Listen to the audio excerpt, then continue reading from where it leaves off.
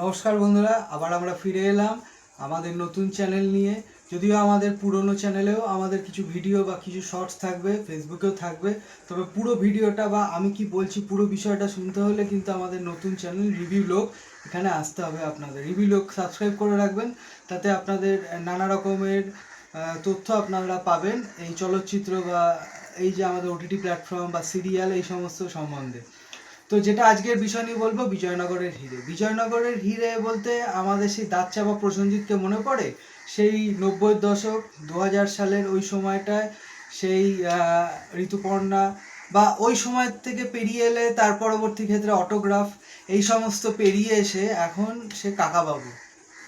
তো কাকাবাবু তো অভিনয়ের দিক থেকে সে আলাদা কিছু তাকে আর নতুন করে শেখানোর নেই, বা সে আমাদের নতুন করে কিছু শেখাতে পারবে না। তবু সে যখন হেঁটে আসছে তখন মনে হচ্ছে দেব দেব কোথায়, একে দেখে একটু শেখবার আছে।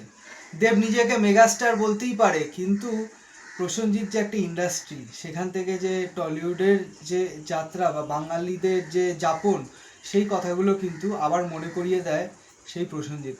তো যদি দেখতে চান কাকাবাবু, তবে কিন্তু বিজয়নগরের হিরে এটি দেখতেই পারেন, কারণ এটি রহস্য গল্প, টানটান উত্তেজনা রয়েছে, নানা রকম গুপ্তধনের সন্ধান রয়েছে, হীরের সন্ধান রয়েছে, এবং সেই হিরেটা সে কীভাবে পাচ্ছে, সেখানে তাকে কে কীভাবে আক্রমণ করছে, সে কীভাবে সে আক্রমণটাকে পেরিয়ে আসছে, এই সমস্ত কিছু হয়তো আপনারা কাকাবাবু সুনীল গঙ্গোপাধ্যায় যেহেতু লেখা অনেক বছর আগে ছোটোবেলায় পড়েছিলেন, বা যারা মাঝ বয়সে ছিলেন এখন বয়স ভারে নুজ্জ, তারাও কিন্তু সিনেমাটি দেখতেই পারেন।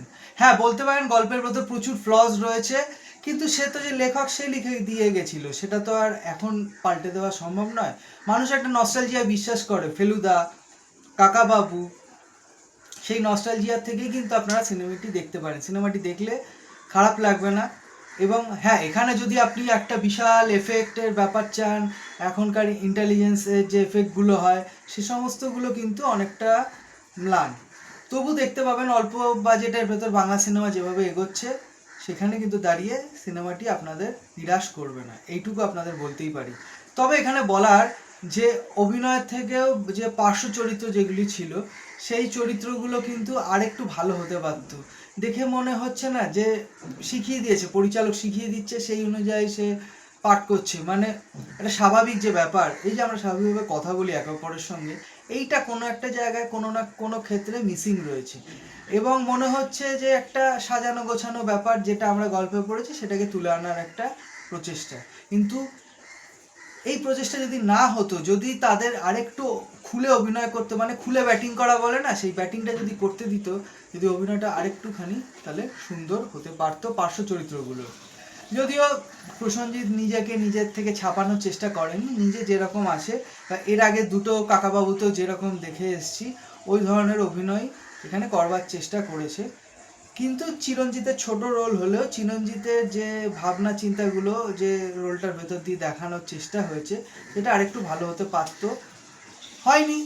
তো যাই হোক, এরা বর্ষিয়ান অভিনেতা অভিনেত্রী অনেকেই রয়েছেন, তারা যা অভিনয় করেছে নিশ্চয়ই আপনাদের ভালোই লাগবে। তবে আমি এটিকে 10-এ 7 দেবো, 7-এর বেশি দিতে পারছি না, কারণ আরও ভালো হওয়ার জায়গা ছিল। তবু যদি বাংলা সিনেমাকে বাঁচাতে চান, আপনারা আসুন, বিজয়নগরের হিরে কাকাবাবুর নতুন একটা সিনেমা, এটা আপনারা দেখুন। নমস্কার।